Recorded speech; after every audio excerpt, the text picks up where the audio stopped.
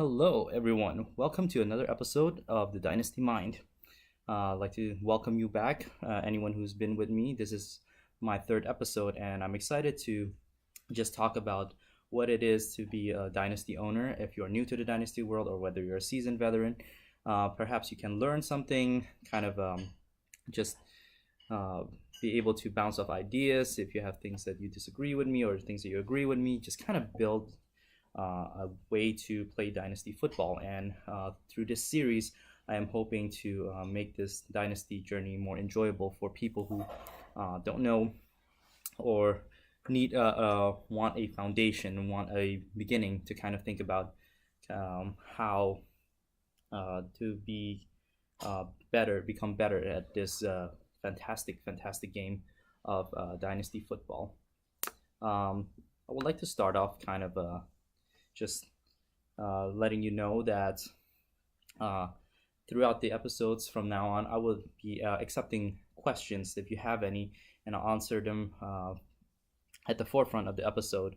For this week, I have a couple of questions. Of course, one of my friend and of course one of the sharpest Dynasty mind that I know. Been playing with him in the same Dynasty league that we started together for 6 years ongoing now. His handle on Twitter is at Drewski _FF. That's DREWSKI_FF. He posed three questions, and I'll answer them in the order that he posed them. The first question he asked me is, as an avid DFS and Dynasty player, what steps do you take to make sure that you are in the right mindset, redraft versus Dynasty in drafts? So this is a great question, mainly because Dynasty and DFS, people initially don't think they mix well, but in fact, I would like to say that I've learned a lot from just dabbling in the Dynasty daily fantasy football. One of the bigger things I've learned is in DFS is number one is tilting, and number two is to have the realistic mindset of what the results I should be looking for. If I have a solid process, it should come out to have a long-term positive result. And using a kind of a DFS framework, using a DFS lens, I should probably be able to identify the early signs or perhaps even signs of, yes, my process is working, or I need to revisit, reevaluate, maybe evolve my process. So that's one way to kind of look at it, Dynasty with DFS kind of mixing in together. For example, one of the example I really like to give is last year, where when Latavius Murray went down with an injury, you kind of get a sense that everyone was jumping on the DeAndre Washington bandwagon, and a lot more you'll see from that in the DFS world. People keep saying, "Oh, DeAndre Washington is a great running back. He's an exciting rookie," which he is. He is a convert. He's highly talented as well. I know a couple of people like him more than I do, but that I put on the DFS lens to kind of look into that view and think to myself, okay, so the field, a term that we use a lot in the DFS, the field is rather heavy on DeAndre Washington and should probably reflect that in the ownership level on the Sunday. And the pickups and the waiver wire pickups, you see that happening as well. A lot of people put Washington as a priority, as a pickup. But combined with the knowledge that I've gained through the offseason, we know that Jalen Rashard in the preseason played relatively well. He's a better rusher at this point in his career than DeAndre Washington is. So at the worst, it's probably a scenario where they could potentially split work, or if the Raiders are going to be ahead, they're not going to rely on a wide receiver convert to be handling loads of the carry. So Jalen Rashard was left mainly forgotten in both redraft and in Dynasty. So in redraft, I picked him up. In Dynasty, I started Jalen Rashard, and in DFS, I pivoted to Jalen Rashard And that week in particular, it came out to be that Rashard was actually the better play for that week. Now, going forward, I would be thinking that probably Washington is more talented and has room to grow if he ever reaches his potential. And I know what Jalen Rashard is. He'll have that floor, which I would prefer at this point. Now that Oakland has brought in Marshawn Lynch and there's talks about Elijah Hood being the next man in, this is a great time to buy either Washington or Jalen Rashard. It doesn't matter to me which one you get, which I would personally prefer the cheaper one, and just be able to target them. So you can see a little bit of an interplay between DFS and Dynasty. The second part is tilting. Tilting is basically losing, in my mind, tilting means losing your logic for emotion. When you tilt, you make bad decisions. You chase after the long shots. And there's also the other spectrum of tilting where you're extremely happy. You think you're invincible. You dominated your week, and so you think your roster is the best there is, and you'll easily sweep your league. Recognizing that when I'm tilting is helpful to me to stay on an even keel, to know that when I've been lucky or when I need to react to certain scenarios to ensure that my roster doesn't become stale. So those are the two things that I think the DFS and the Dynasty world is able to be complementary to each other. Now, of course, how the game is played, you have a completely different mindset. You're not chasing after the deep talents in DFS. You want the immediate results.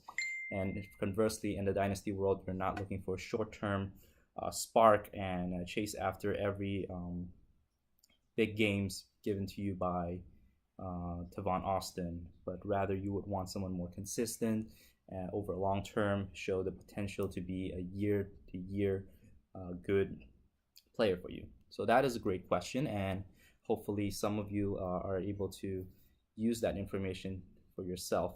The second question he asked is that I've made clear, as in me, made clear that I am 100% anti-rankings, given that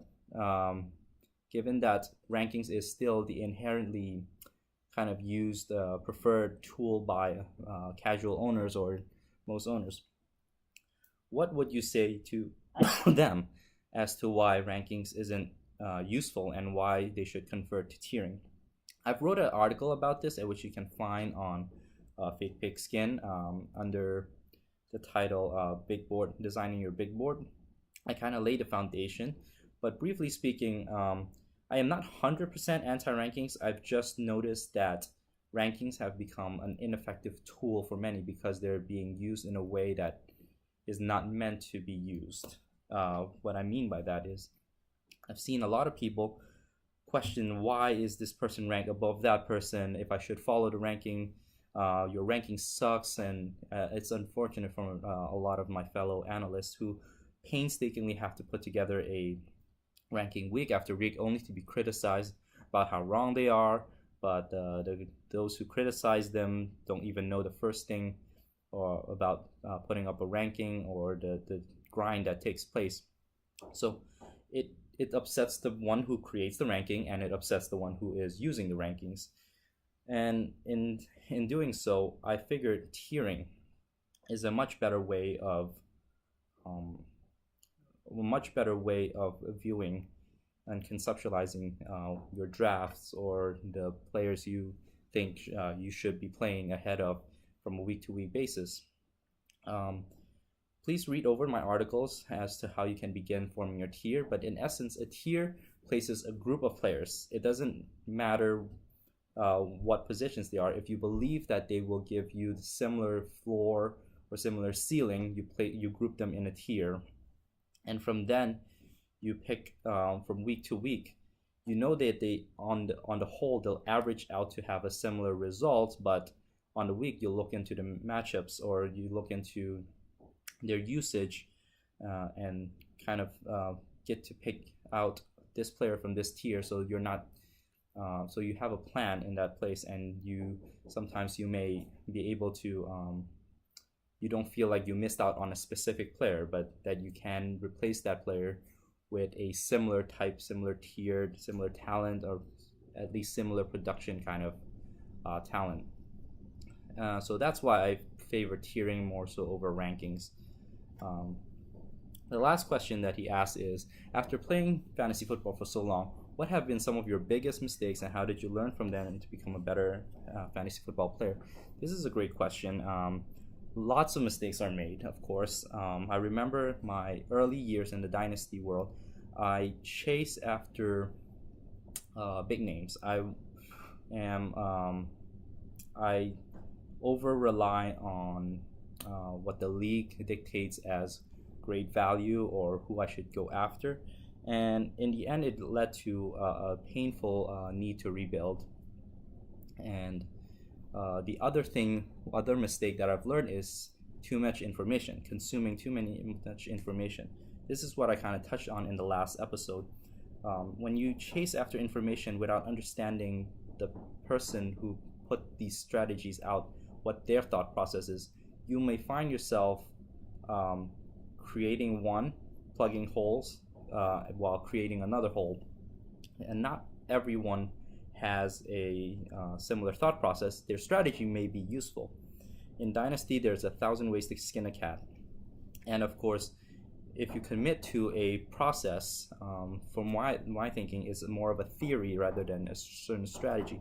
If you understand the process and apply the skills that is associated with the process, over long term, you should have positive results. And these people who put out these strategies, the good ones, Denny Carter, Sean Siegel, Jonathan Bales, Sigmund Bloom, Matt Waldman, all of them put out a process, a theory, and then they deliver it with a certain type of recommendations, whether it be upside down drafting, value-based drafting, zero running back. It has to tie back into a logic, a process that they gave out. So if you are only focusing on the technique, or if you're only focusing on, I need to draft this no RB until like the 8th round, or I'm going to skip out on these quarterbacks because JJ Zacharyson is awesome and he tells me that I need to play chicken with all the other owners and be the last one to draft a quarterback. It doesn't work that way out well for you because you're applying a technique without understanding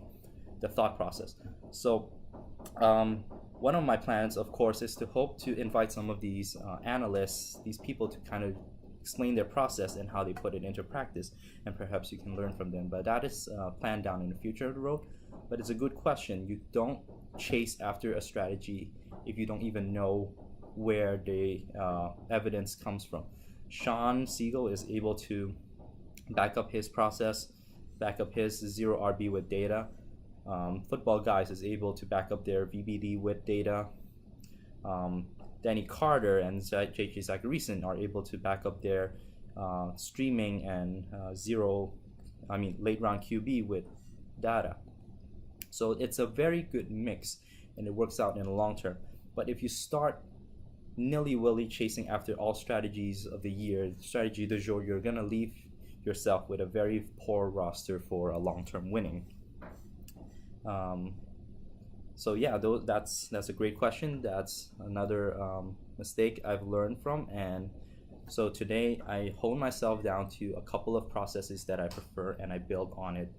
And if I can see chance for growth, I can just create my own little process with that. The last question comes from my good friend Andrew Jordan.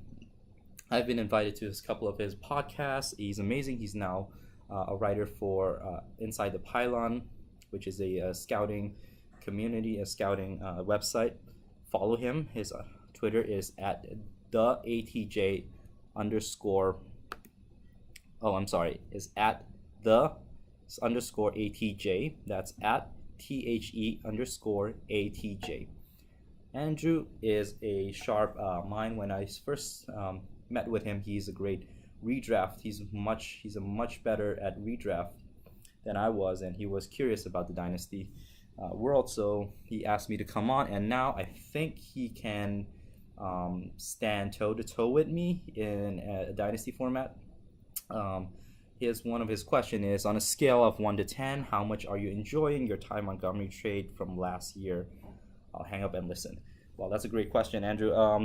Immensely, I immensely enjoyed being able to acquire Ty Montgomery when it wasn't entirely sure what his role was. Was he going to be successful? Did he only had a few flashes as a running back and then faded? Ty Montgomery has become one of my best acquirement in the last offseason. And in this offseason, I am monitoring what his buy and sell value would be, and if the price is right, I'll sell him. If the price is wrong, I have no problem keeping him, because I think at the worst he is a running back 2 and with upside to go on. All right, so that is all the questions that I received. If you have any questions, please feel free to send them to me. I will answer them as they come. And my Twitter handle is at FFDynasty101. So today's session, and I'll talk briefly about it, is figuring out what you do as a dynasty owner and looking into future years. One of my favorite things to do is to prepare myself for next year's draft already, even before the season begins. Now, this isn't end all be all or finality of my thoughts and opinions of the player that I am viewing, but it does give me an idea of where his starting point is. What has this player done so far in his college career, and what areas does he need to improve in? Of course, I can't say that all players are great. Otherwise, I'm not selective enough, and I'll just love every single rookie, which I'll eventually will by next year. But the rookies these players have to put something on tape for me to get a grasp of what I like to see for them to improve during this college year. And if scouting reports by next year, when they come out, like the Matt Wallman's RSP or the Orange Report by FF Ghost, if they matches to what I've seen, also if they are able to identify the areas that I think they need improvement on. I am by no means a scout. I am by no means trained in any way to watch film, but I've been given the opportunity to kind of learn from websites like Inside the Pylon or by QB Klassen, all these people to just help me look at certain things that are important, certain things that are not negotiable when you are trying to identify someone for fantasy purposes. And for today, I would like to give you a glimpse of what I like to do during the time. Draft breakdown will be your greatest asset if you want to find out about next year's rookies. So, I picked Ronald Jones II. This guy came into the league with a lot of fanfare. A lot in the league. I mean the Devi world, the college recruitment world, with a lot of fanfare. He's been called showing the shades of Jamal Charles. He's been called one of the most best running back. And over the course of his career, as I followed him, I've seen spurts of great potential. I've seen probably that shade of like the good old Jamal Charles, but I came away largely less than impressed, because when I think of a great running back, I think of someone who can do who is above average in all areas, whether it be running, pass catching, blocking, cutting, weaving. And if they aren't that, then at the least, if you're excited about player, perhaps they have one or two secret weapons, or how Matt Harmon likes to call it, a trump card. With viewing Ronald Jones up to this point, his trump card may be his speed, his long speed, and that is his open field. Once he gets bursting out in the open field, he is someone who is almost, you can't catch him. But at the same time, he has above average speed, but not elite speed, or at least I don't think he has elite speed, judging from both this TV, what I'm seeing as he runs past DBs.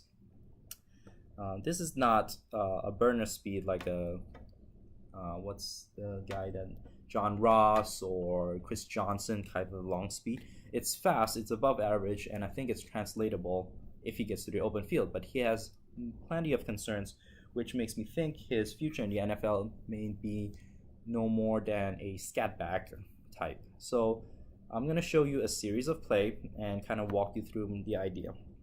In this play, we're looking at second quarter. USC is down. It's still early in the game. It's just the second quarter just started. It's a 1st and 10. So we look here. We see him getting a handoff, and he sees a alley, a crease right here. You can see him have a pathway open to him, and this is good blocking by USC offensive line. So he takes advantage of that, bursts through. As you can see, that little speed where he split between his offensive line and the defender. At this point, I expect him to take it and run to the end zone. So up until he gets to the first down, that's where he gets tackled by the safety. And he does not have the strength to even pick up the first down.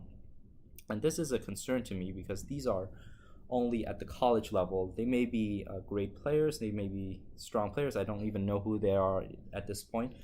But all the speed, and it can get stopped right before the first down, is a killer for me.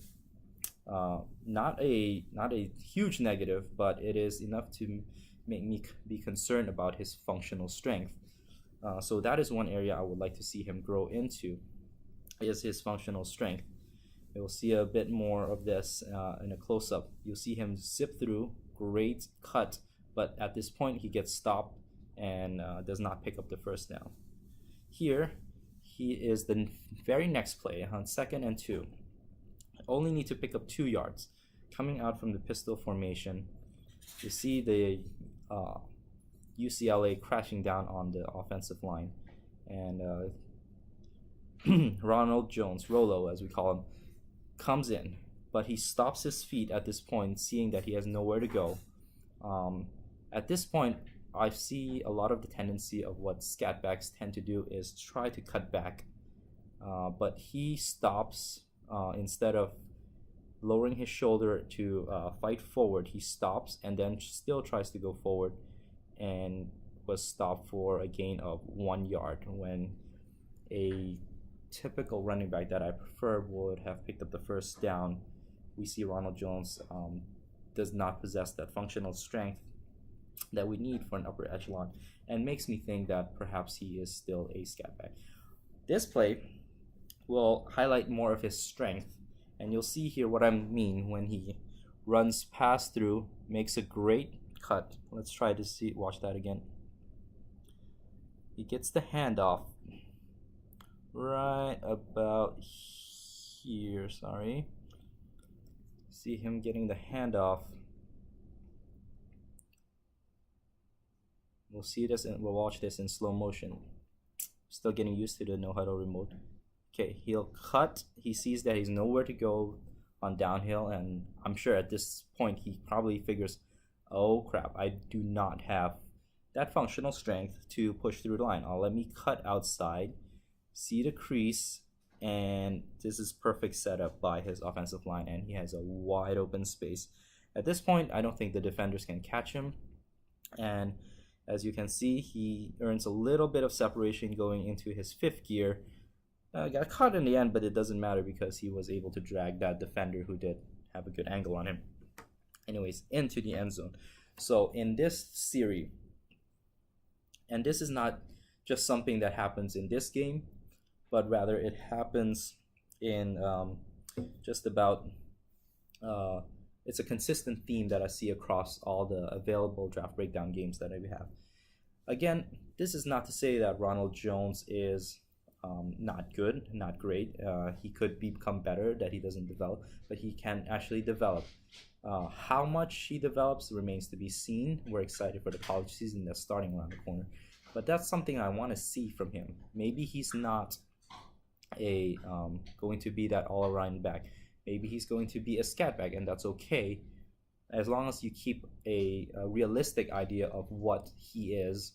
You won't be investing too much or over invest in him, but rather have a realistic idea. For me, this is a good for a top of the second round dynasty rookie draft kind of running back that I like. There is enough to like about him: his hands, his speed, some of his cuts, but enough concerns to make me think that he won't be a someone that I want to count on to become my RB1 in any format.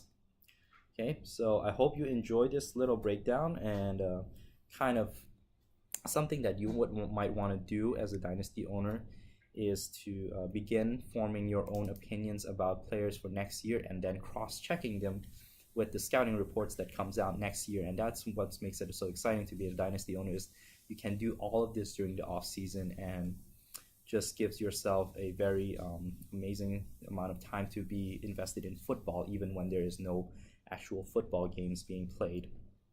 So this concludes today's episode of the Dynasty Mind. Hope you enjoyed it.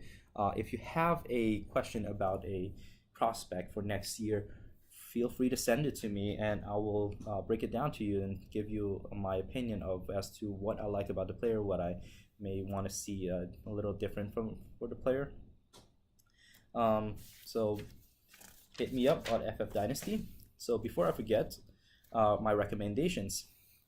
My recommendations to follow, Twitter follow. First one is at Russ NFL Draft. That's at Russ, SRUSS NFL Draft. He is fairly a new follow for me, and I'm already liking his content that he puts on Twitter. He helped me find some films that I don't have time to go look for myself, and breaking down Larry Rose. That was awesome of him to do. I'm not sure if he's doing it right now, but if he is, give him a follow, up his follower count, ask him to help break down some of the prospects that you might be interested in. The second guy I want you guys to follow is at Brett Coleman. That's BrettKollmann,